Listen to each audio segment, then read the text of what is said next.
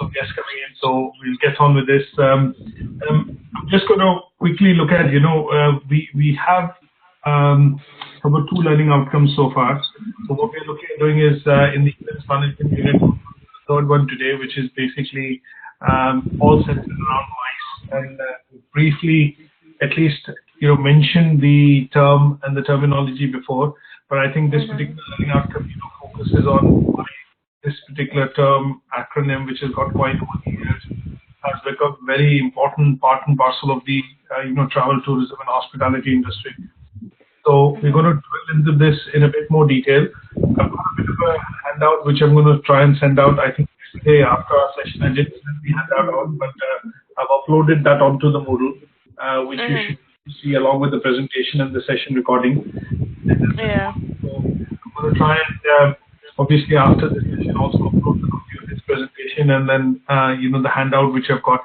It's basically a bit of a research paper which has been put together by some of the students, but it basically covers this particular topic in a bit more detail than what we will be able to do using the PowerPoint slides. So read, and obviously it's a Word document which you should be able to also pick out some relevant content specifically to the different types of elements of MICE and bring that across into your assignment submission also. Now to that when we discuss meetings, incentives, conferences and exhibitions or events, in this case exhibitions for this particular learning outcome, in your assignment, when you start to do the learning outcome 3 tasks, it will be good if you choose a particular country or a particular event that you could actually consistently refer to while doing these tasks.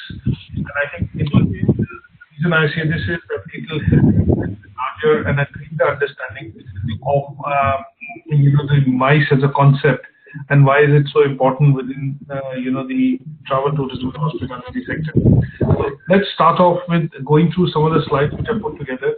I have got these slides which I put together from a very good site that I normally refer to, which I showed you yesterday. It was called the Informa research, but it's been renamed. So it's from that research site you can pick out some presentations and some slides. The other important organization I think Anton, you would want to look at would be something called CABI, C-A-B-I. CABI is an organization, I think, somewhere based in the Caribbean, and they basically, are a organization which does a lot of research, but essentially a charity. But they have a very material on travel, tourism, and hospitality in particular, in relation to, I would say the Caribbean, or basically the tourism around that. So this is a good site for you to look at, and I think some of the some of the presentations that I look at over the years I've kind of picked out a few slides from this place also. So they've got some good slides and good presentations which you can look out in the case of tourism, but we tend to focus on very detailed aspects of tourism, and this is one site. There is an open book library site which I refer to. And the reason I'm showing these resources is that when you start doing the assignment, when events management requires a lot of creativity, you're actually quite lively. This topic is quite lively, and it has that ability or gives you that flexibility to essentially bring across a lot of findings that you want to bring into the assignment by picking up, say, for example, a destination like Maldives or Ireland, for example.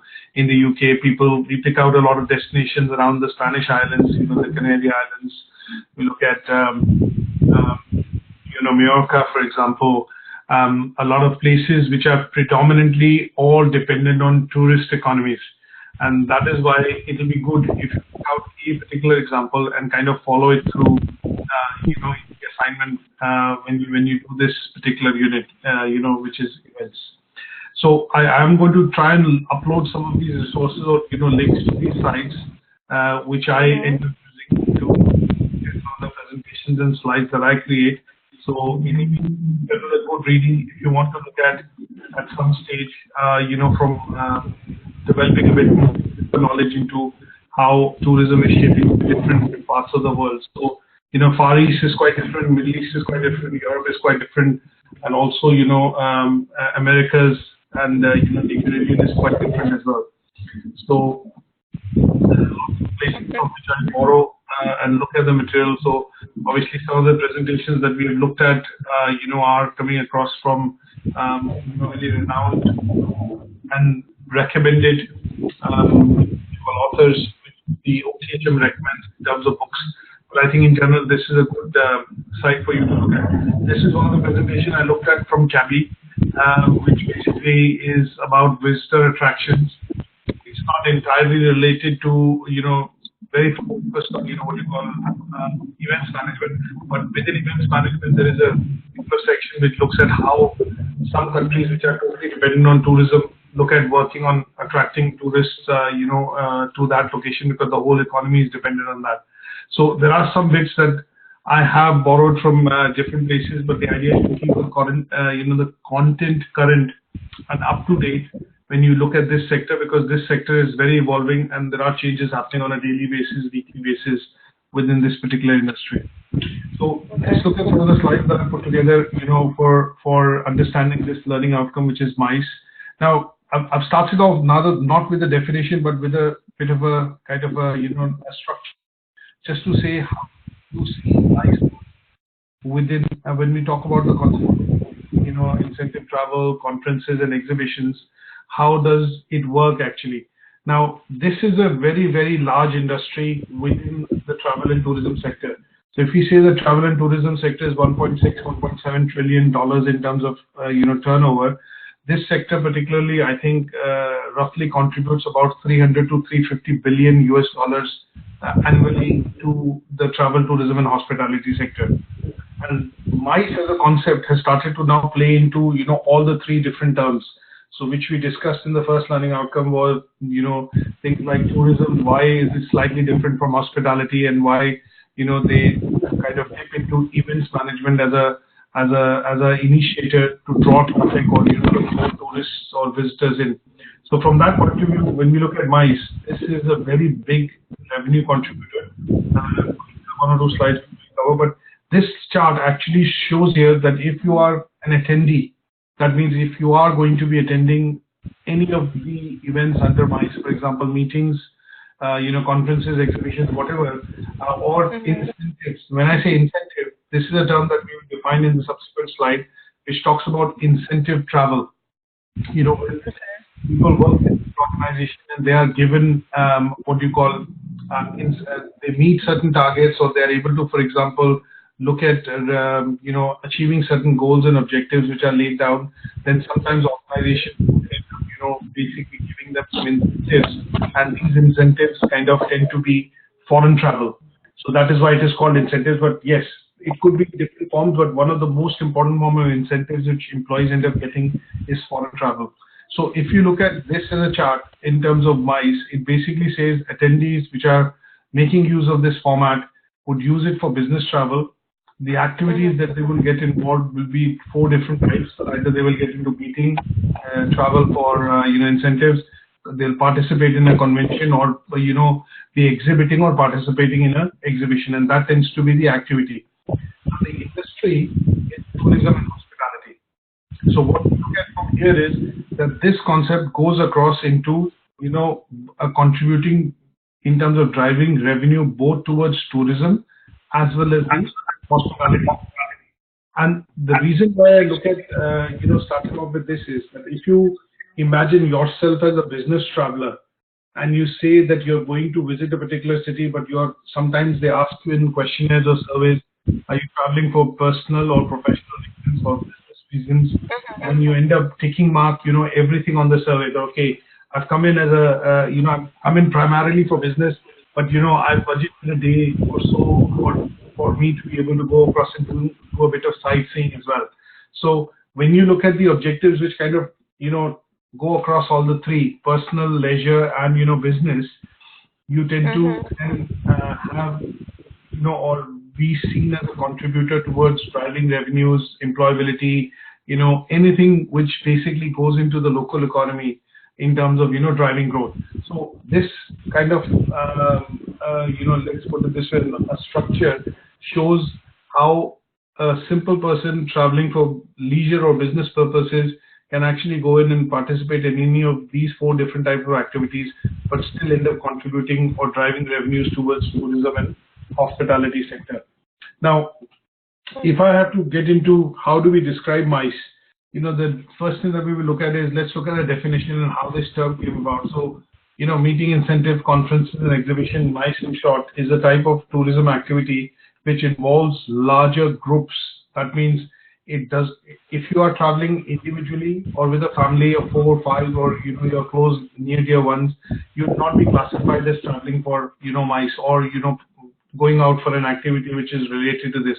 But yes, when you go out in large groups, a company might be sending, say, I took an example of the Consumer Electronics Forum, which happens, in the US, in Las Vegas. Then what we mentioned was the company would send maybe a group of 15, 20, 30 people to go and attend that conference. Now, some of them would be engineers, some of them would be marketers, some of them would be salespeople, some of them would be, in products and different types, but they're going as a large group. And that is why they would constitute, going in and participating in something like MICE. These kind of events or exhibitions are put together in advance, and they have a very particular purpose. So when you look at, I mentioned yesterday of the Mobile World Congress, some of the events which I've been to, to be honest, in terms of telecom and IT, from my background point of view, and that's the kind of brought these all as examples. When you look at the Consumer Electronic Forum, you look at Wireless Japan, or you look at some of the exhibitions now happening in China, wherein they're happening within the manufacturing districts like Shenzhou, which basically brings, or provides 30% of all manufactured goods. That particular, state or district in China contributes to 30% of all manufactured goods going across all over the world. These kind of events, when they happen, large exhibitions to showcase, for example, changes in technology or, a major trend which is happening, they all planned, way in advance. So that means there's a lot of planning which goes into it. The venues typically in which they are happening are very large venues. And when I say venues, these venues are what you call self-sufficient venues. That means they will have dining, wining, conference, meeting facilities, and stay and hotel facilities within those venues. And these venues then are sometimes, created at the national level from an infrastructure standpoint of view to cater to a conference or just to cater to an exhibition. So I mentioned about that venue in East London. Conferences happen throughout the year. That venue is basically a MICE venue. That is a venue which is, if anybody or any large exhibitor is looking at participating, showcasing venues, they will exhibitions. They will basically choose that venue up, for doing that. Now, there is another venue that comes to my mind, which is NEC Birmingham. I don't know. This is something which Chelsea might be able to relate to, but this is a very large venue in Birmingham, in the UK. All year round, there are exhibitions which happen here. Loads and loads of exhibitions. I think the total capacity is about 14,000 to about 25,000 visitors can come in and participate. Up to 14,000 exhibitors can actually exhibit at any given point in time when, for example, events happen here. It has maybe 20,000 local hotels and other type of facilities around it. And this is one of the major venues in the UK where exhibitions actually happen. So this is a venue which is also termed as something called a MICE event venue, because large meetings, large conferences, large exhibitions happen here.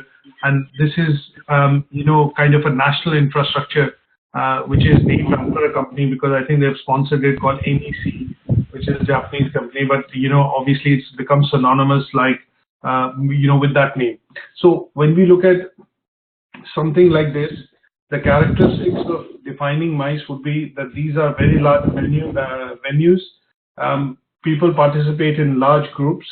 A lot of companies and exhibitors actually exhibit, and they are put together essentially for a particular purpose. That means they are not the usual venues wherein, say, for example, you'll have an evening with a family or a birthday party, or, for example, let's put it this way, say a special occasion.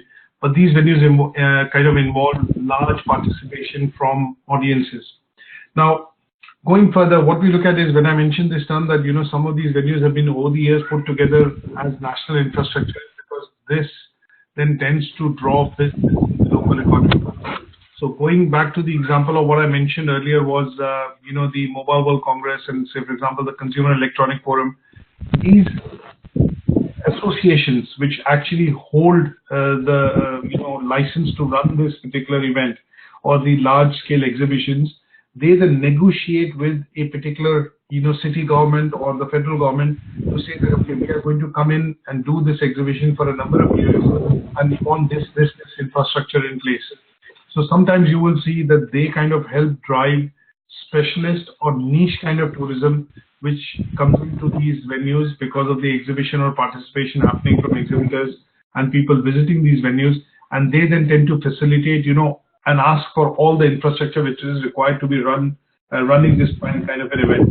And if you visualize, this would mean that you would have, large, for example, when I say large, a number of hotels which will have a certain capacity to be able to accommodate, visitors.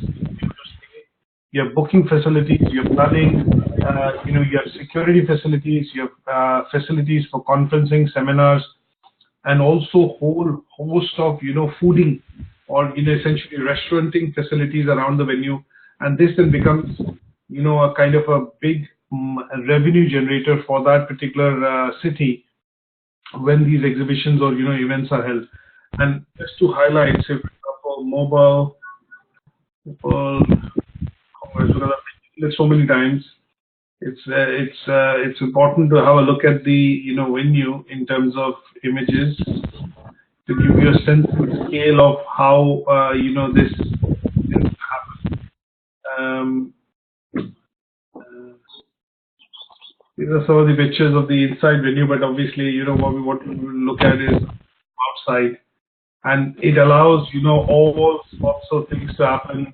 And this is like a city within a city. So this is roughly about, in terms of acreage, if I talk, it's probably about 30-35 acres. You could do 70-80 kilometers of walking in a day, and you'll still not be able to see the whole venue. So this happens in a place called Fira, which is a city within the city of Barcelona. And obviously, it is a huge place. It is a very huge place. You could easily get lost. If you want to, you could easily get lost. And what tends to happen is when large companies like, Huawei, Samsung, Apple, LG, and these kind of companies, when they take up venues, they're taking up venues wherein probably they're the size of football stadiums. So that is how big some of these venues are when they do the props and other things. And I think the MWC has been happening in Barcelona for the last 7 years, and they are very close to now changing the venue. And you have typically, as you can see, up to 100,000 attendees, which attend the 4-day event. And look at the kind of boost it creates for the local economy. And this is what would be classified as, a MICE venue or a MICE-related event. Is that okay? Yes. Okay. Now let's look at some of the other benefits which these kind of events bring. Because what we are looking at doing is we need to define what is MICE. But once we define MICE, what we want to be able to look at some of the events and have an understanding of what the classification is, but also what are the benefits these kind of events bring in. Now, there are loads of benefits, but they are distinctly classified into these 6 categories. Now, some of them could be for knowledge exchange. That means when I look at Mobile World Congress, this is an event which is primarily not an event where you can come and buy things or you to shop for things, but this is more of an event which most exhibitors, when they are exhibiting, their aim is to share knowledge and obviously exchange knowledge about the key things happening within the industry. Some events could be classified as networking events. When you see large, let me give you a small example, and I think this you will be aware of. So when you are studying a university or say for example a college, what you do get to see is there's an event during the course of the year which happens, which is like an open day. Or if you have a pre-placement talk, which is where some of the employers are invited to come in and do some talks that they end up, recruiting fresh graduates from the college or the university. Now, when you look at that particular event wherein they're coming in to do pre-placement talks or, the open days could be called as networking events. But they have an educational setting. That means people, sometimes they want to join a university or a particular course. They want to go in and see the department, the facilities, meet the teachers. And the idea is you're getting to know the prospective customer, but maybe the exact or the actual sale or, you're joining in of the application and things like that are not happening. But these are very large events which universities plan. And you sometimes get to see that, maybe parents with families are invited. And you have about 3,000, 2,000 people sometimes turning up to an open day, which seems to be a large success. So a lot of UK universities do this. I think a lot of universities abroad, everywhere they do this. So this is one of the events which kind of in the education sector mimics something called or shows the characteristics of something called, a MICE event. Now, I've covered education by giving an example of an open day there, but sometimes you also look at charities doing fundraising. One of the events that I would look at that would be the London Marathon, the Manchester 15K run, which happens every year. You have 30, 40, 50,000, people coming in to participate to raise money for good causes. But because this is happening at such a large scale, that you will see that because it's a 10-kilometer run or a 15-mile run, what tends to happen is that you'll have lots of different places where people will spring up. There'll be small, there'll be contributions from the local shops and other bits which are happening. And this then tends to be again, a kind of an event wherein a lot of good cause or people are coming in to run or getting together for, for a good cause and maybe for raising funds for charity. You'll also see that some of them are classified around the, in order for them at the government level, regional level, to create a reputation for a destination. I don't know whether you recall, but I'll give you an example of the European City of the Year, which is an event which happens or a contest which happens wherein cities like Liverpool, Hull, in the UK have also been awarded the Cultural Cities of the Year in the EU for a year. Now, these events have a high profile, bidding process. And here the idea is they want to look at building reputation for that particular city in order for them to attract tourism or in order for them to attract the benefits of tourism happening to that location. And sometimes you will see some of these events, when they happen, they tend to get a lot of media coverage. Now, I won't classify the royal wedding which happened as a MICE event, but if we are to kind of fit it into that category, we can actually fit it in because of the participation of the members of public. There were 100,000 people in Windsor yesterday on the grounds of Windsor Castle. There was a lot of media coverage. The event was televised live. It also generated a lot of short-term revenue, though in different newspapers across the world, it said it was one of the most expensive weddings, 30 million or 35 million pounds, which equates to a lot of different types of money in different countries. But it generated, approximately about 1 billion pound worth of local business for the economy in that area. So it can be classified as a MICE event, but because this had a lot of media coverage around it, I would say that sometimes you will see that some economies, some countries like Ireland, for example, declared, I think, 2016, 2017 as a year of visiting Ireland. Sometimes you will see that some countries kind of in their tourist destination brochures or tourist brochures for the year, they say, okay, this is visit year Ireland or visit year this, or something like that. And the idea is to generate publicity and coverage so that it catches the imagination of a lot of people, and that can get a lot of tourists to that country all year round. So there are lots of benefits, and some of these benefits are, combined into these 6 distinct categories. And I know for sure that our neighbor, which is Ireland, Republic of Ireland, they do a lot of these promotions because the economy is primarily, one part of the economy is primarily dependent on tourism. When you look at Iceland, for example, there one side of the economy is definitely dependent on tourism. So there are lots of promotions which the tourism department, the tourism ministry, which basically looks at promoting, or getting coverage or, looking at developing reputation of cities. Then they have hot water geysers and, for which people come across for different reasons. But, that could be classified as one of the reasons why they look at this benefit. But yes, we are not looking at, it might not invite, it will attract a lot of tourists, but not in groups. So they are not really destinations for MICE first, but looking at some of the individual parameters in which we are clubbing these categories, I'm just from that aspect. Now, Okay. if I just go forward, sometimes what we look at is when these events are happening or when they are planned, what we want to be able to look at is we want to detail out what are the benefits of these, what we've discussed, the 6 benefits. What we want to be able to do is elaborate on these 6 benefits. For example, when we look at knowledge exchange, what we want to be able to look at is how do we grow local knowledge. So Mobile World Congress, for example, when it happens in FIRA in Barcelona is a city which is now buzzing with technology, a lot of startups, because that exhibition, that big, large event which happens once a year, twice a year essentially, looks at providing a lot of local knowledge, contributing to the local knowledge of that city. And that is why there are also startups or startup companies which are now based in Barcelona, and that tends to contribute for knowledge expansion. So this particular slide actually looks at putting together some of the benefits and quantifying those benefits of why MICE as an event, as a whole function is put together around the travel, tourism, and hospitality industry. Is that okay? Yeah. Now, let's look at some of the differences between 2 different types. Now, when we say there are 4 different types of,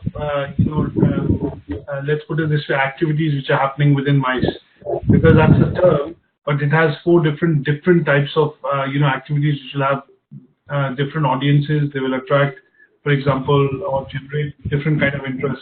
So let's look at meeting and incentives. Now, when we look at meeting and incentives, the differences are, I've tried to put together that on a bit of a table. When we say the meetings are normally fixed, so for example, these could be meetings which are happening across the year on a say, there's a calendar for these meetings which the companies would put together, or if it's being done by associations or confederations of associations, then they would have a calendar of these meetings, and then these meetings days do not get moved across the years because they want them to be fixed and then to be visible on everybody's diaries when these kind of large meetings happen. Incentives, they vary, because if you're looking at providing an incentive to an employee primarily for, say, for example, foreign travel, or any sort of an incentive which involves foreign travel, these incentives could be monthly incentives, quarterly incentives, 6 monthly or yearly incentives. Now, in terms of meetings, some of these large meetings which happen, which could be, say, for example, an annual meeting which Microsoft puts together, which happens once a year. They invite 20,000 employees to participate. This meeting is only by invitation. They have 150,000 employees, but every year they keep inviting 20,000 different employees from different geographies, different types of their subsidiaries, and they all come in to contribute, to participate in the business planning meetings, which typically tend to happen in, say, Seattle in the US. Now, there the invitation in terms of there the attendance is primarily through the route of invitation. Now, in the case of incentive, it requires qualification. So if the company has set out an incentive plan or a policy, and here, if you are able to meet your targets, your goals, objective, whether it's qualitative or quantitative, as long as you're able to qualify, you are able to qualify for the incentive.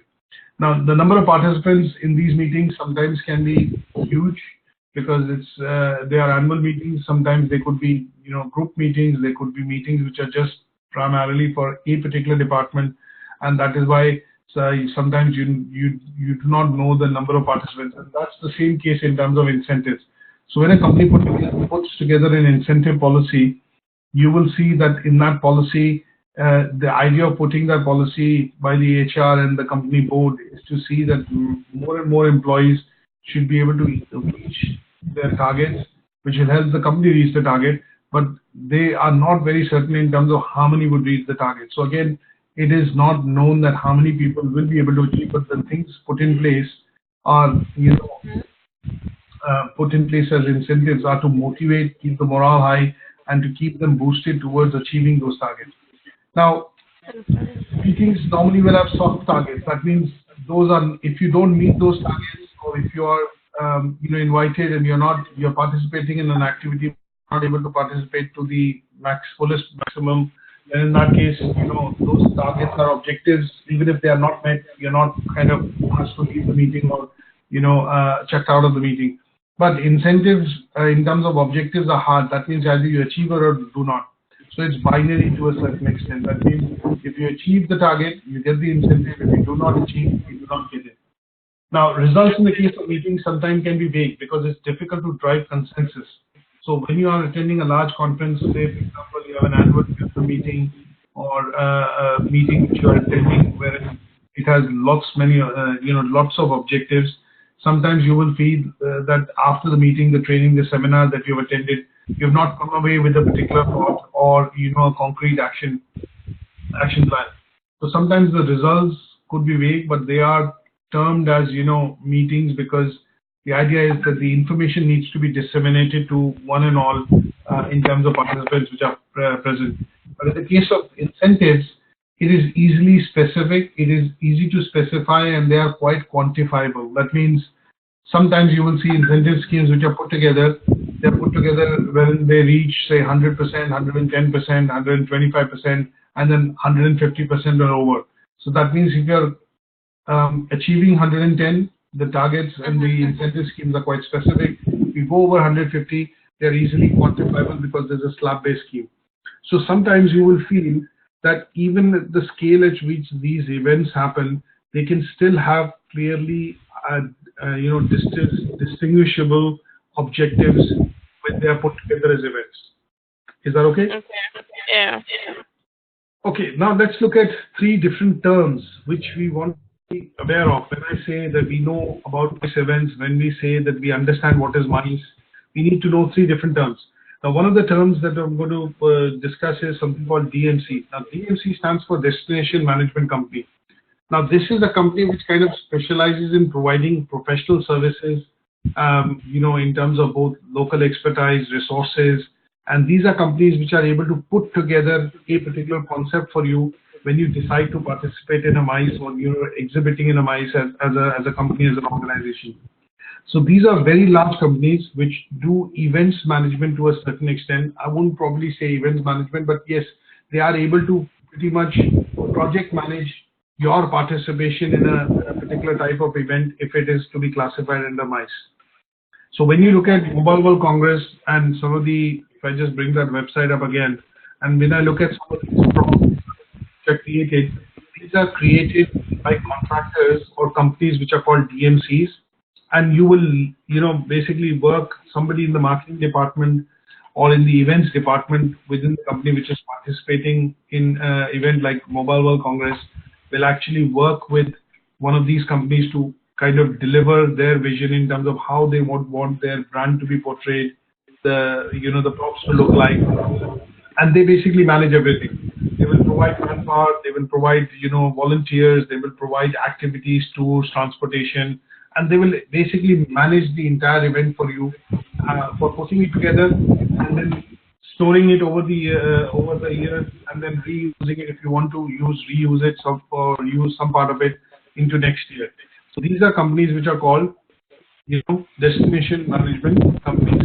Now this term might be more relevant to companies which can provide you a service if you look at resort management, events which are happening in resorts. So they are able to provide, some sort of a leisure activities, some sort of activities which are related to evenings, mornings, manage the meetings, also look at, fooding and restauranting for you, and to a certain extent also provide excursions and tours, for a selected group when you hire them to do a particular event or, manage a particular event in a category called MICE. Is that okay? Yes. Is that understood? Yes. Okay, good. The second term that we look at is something called PCO, Professional Conference Organizer. Now, a PCO is basically a company slightly different from DMC, but their role is that they specialize they specialize primarily in providing the organization and management of that event that you're participating in. So a DMC would look at getting into physical nitty-gritties of coming up with the infrastructure, the concept, the whole start to finish. So they'll project manage everything. But a PCO will be primarily once the prop is ready, or your food is ready, or your exhibit is ready within then they will come in and basically manage the running of it, or primarily creating the events or the excitement within that for the participants and audience to be coming in and interacting with you, networking with you. So here, a PCO company would be a company which basically then provides manpower, specialist manpower, people who are able to come in and look at, for example, putting together a concept or an event for you once you're within your exhibit, and then manage it to drive some, let's put it this way, business objectives. So when you look at a lot of organizers which put together large stalls in these events and venues, one of the key things they hire a company like PCO would be to come in and provide volunteers which have knowledge, background, and industry expertise, are able to interact with customers, are able to kind of give the experience of demonstrating their products and services in a particular fashion. So what the company would do is they would train and provide some training to the employees or staff of the PCO company, which then will run the whole event for them. And they will only come in and look at for example, some key people of the management will come in and probably just review that if everything is going okay or not. And a simple example that I would give here would be when you look at going to an exhibition, you sometimes look at, for example, let me put it this way, see, for example, you go across to a Vodafone showroom, or you're in an Apple store, for example. You go in and see a lot of products which are placed in the Apple store. You're wanting to take a demonstration of it. What you do get to see is that at some stage, a sales specialist would come up to you and speak to you to understand why you're looking at that product, the benefits and disadvantages, and would probably end up doing a demonstration of that product to you. So if you take that and kind of expand it to an exhibition, wherein you will have maybe a company which has taken, let's say, a large amount of space, and in that they are basically running the event wherein the PCO company and their volunteers then do the same exercise of quickly running demonstrations and say, for example, demonstrations of products or services to a large number of audiences which are visiting that venue. Okay. So that would be the example of a professional organizer company which will provide maybe 50, 60, 70 volunteers, and these 50, 60, 70 volunteers would be giving mass demos of products of mobile phones, for example, or anything which is being exhibited to a large number of visitors going through that on a daily basis. Even if the duration of the event is 2, 3, 4 days, but they'll probably cycle through about 3, 4, 5,000 demos. As against, when you look at a store, probably the sales specialist gives about 3, 4, 5, or maybe 10 to 12 demos a day. You see the difference? Mm-hmm. Yeah. So here, what we are looking at is the people which are working within that company, and they get a hold of a contract, or the contract to manage the running operations within the particular venue. They seem to be specialists. They seem to have a background and knowledge and skills. And to a certain extent, the company, utilizing the services of a PCO, would also give training to its staff to be able to manage these events on a yearly, monthly, yearly basis. So if I pick out an example of a company, just wanting to be sure if I can probably show you that.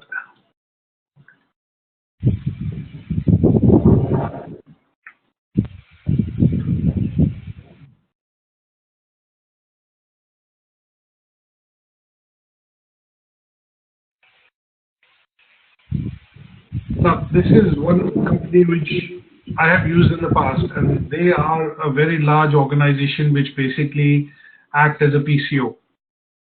They are able to start from, when they come and meet you, they will be able to put together, by taking your idea, an event from scratch. So, they will primarily look at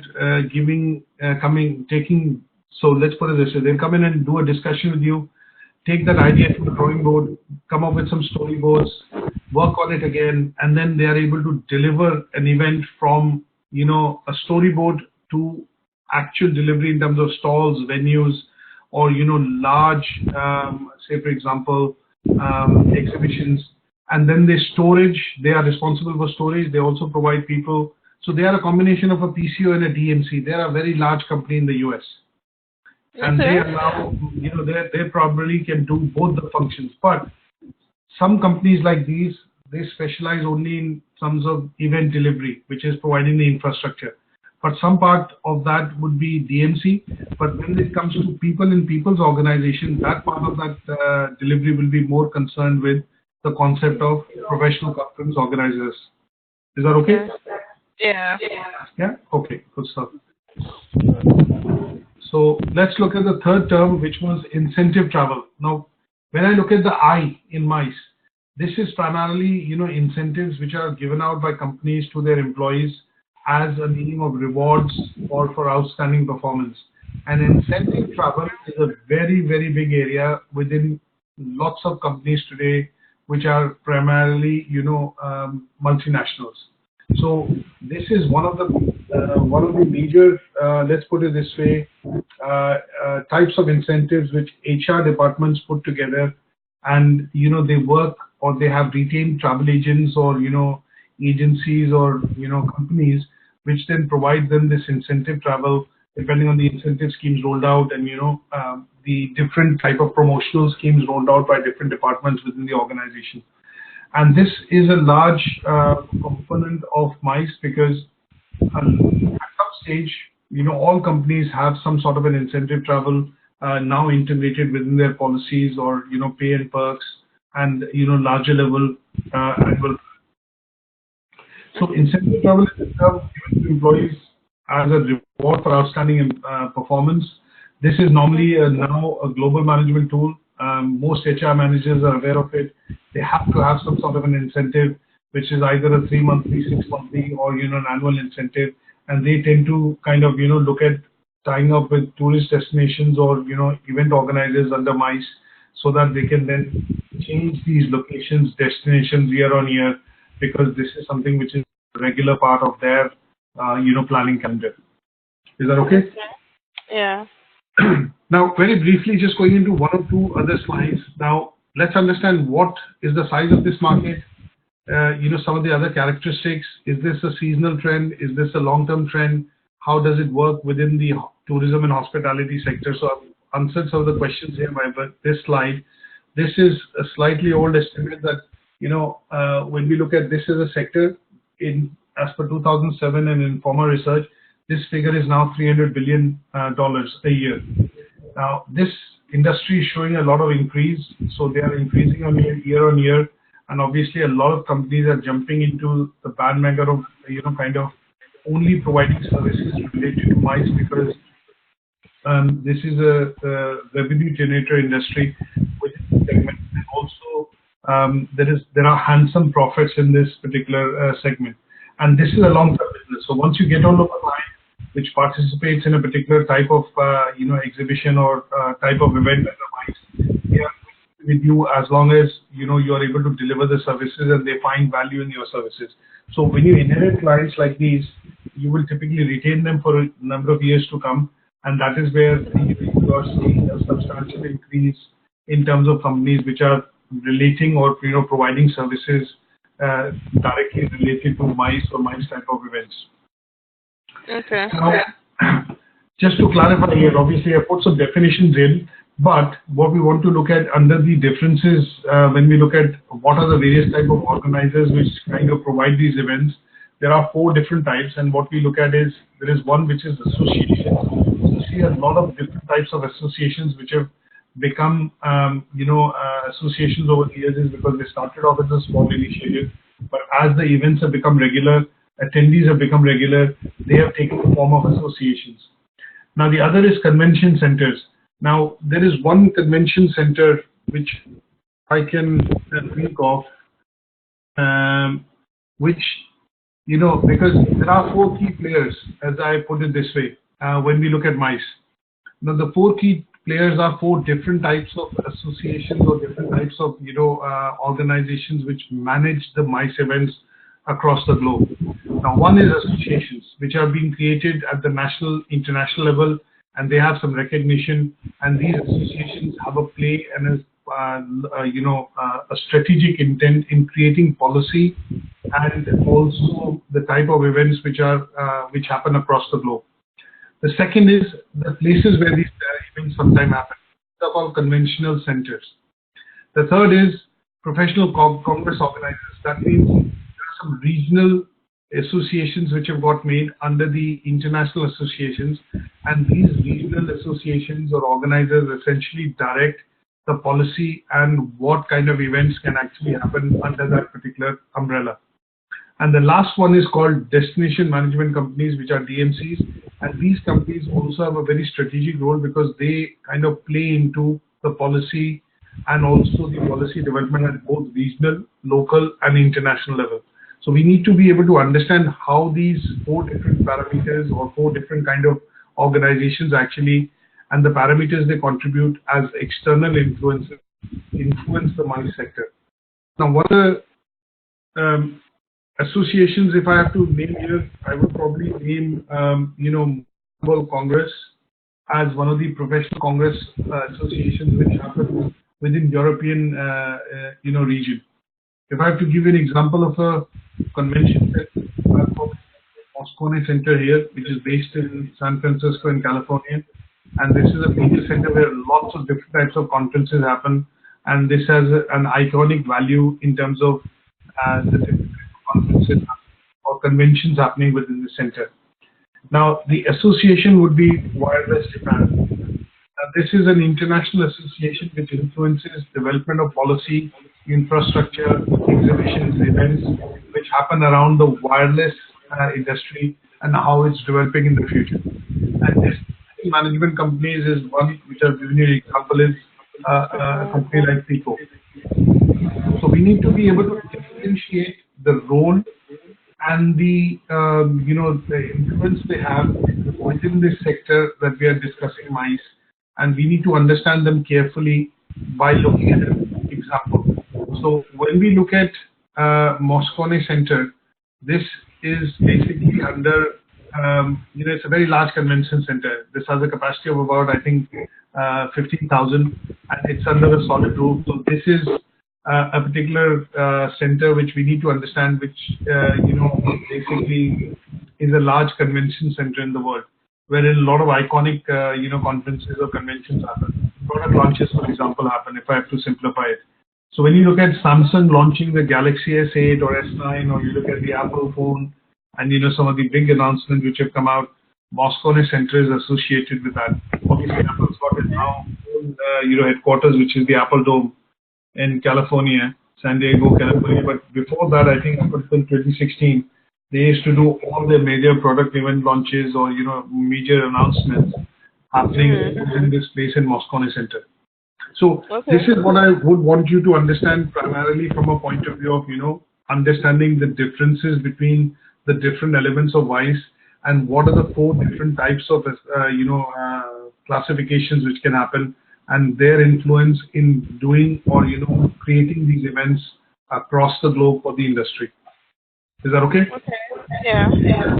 Put some definitions in which primarily I would probably go through when I send this presentation over to you. Nothing different, but it defines what are conventions because we've defined meetings, events, but looking at the definition of conventions, wherein it's a huge gathering of people under one roof for various reasons, networking, information, knowledge sharing, which is the 6 broad categories which I've looked at. Now, there are some importance, there is a very significant importance of the MICE sector, which I want to just briefly discuss. I put together 4 slides, but I just want to go through some of the bullet points only, because some of them are quite self-explanatory, keeping in mind the discussion that we've done so far.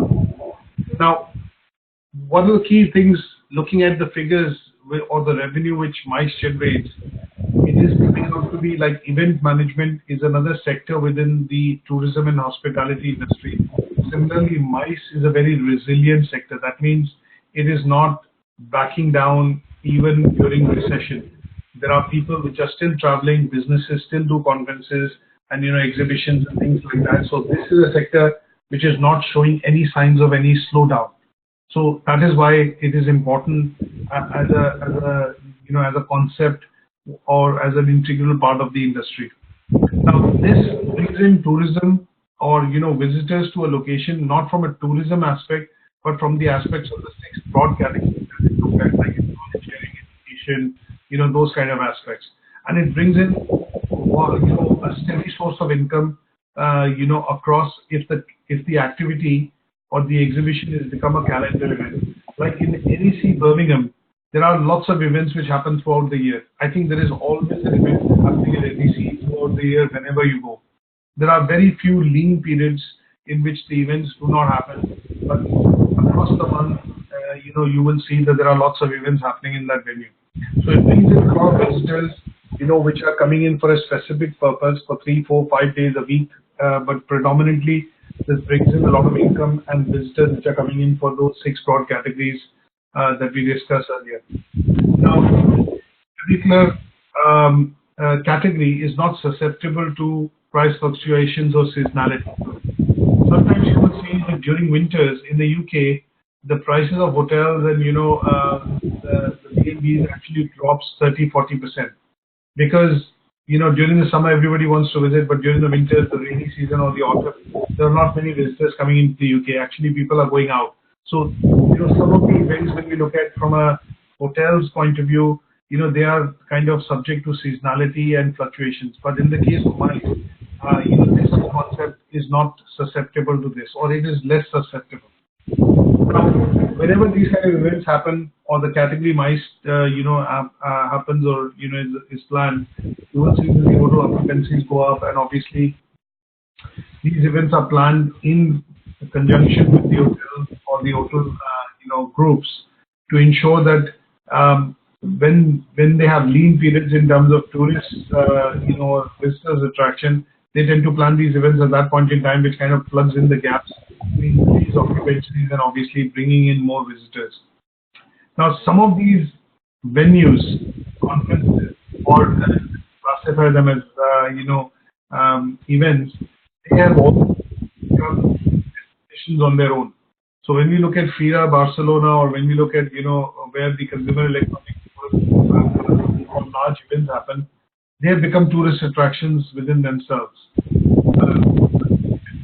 Even if the event is not happening, people will still go up to that place to primarily see a glimpse of what kind of exhibition or what kind of happening within that location.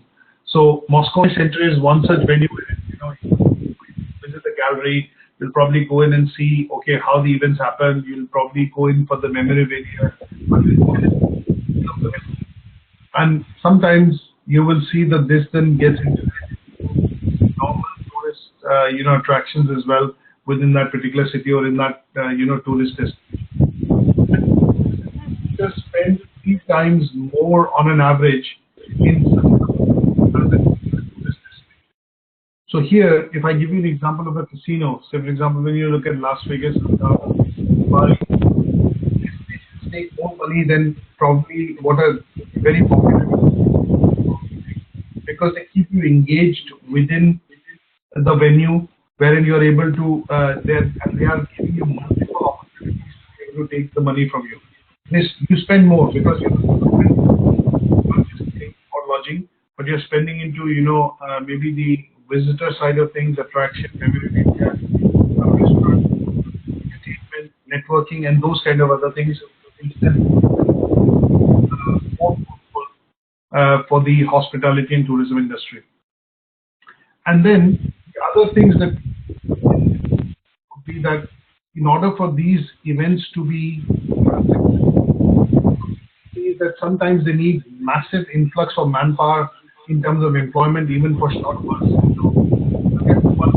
Happening for 4 days, you will see there's a lot of demand for hostesses in particular, or people who are skilled in terms of technical skills, and they get short-term employment. It's an employment opportunity for them for a period of a month, but after the event is over, the employment opportunities disappear. There's a certain, kind of for the local venues or the local shops in that area, but once the event is over, that spike in sales actually disappears. And that is also closely related to the taxes. Government can sometimes collect, because it would involve people traveling, and there will be an influx, that you have to apply to the visa or the embassy, maybe 2 weeks or 3 weeks applications that they end up receiving during that period. Large events, you will tend to see that sometimes you have to apply 4 or 5 weeks in advance to require a visa. And that tends to be, say, an example of how the government or that actually get increased tax collections, from such large events. Yeah. Now, any questions on this so far? No, I haven't. Is the topic that we've covered today clear? Yes. So far, yeah. Okay, that's great. So I think what I'm going to do is, and then I'm going to send you that handout which I mentioned, which is primarily about research, which is some more reading into this particular sector, which is nice. And then we'll catch up next week, on Saturday again to cover the core part of the learning outcome. Kind of then bring this unit to an end. But we'll also do a bit of a discussion on the assignment in the next.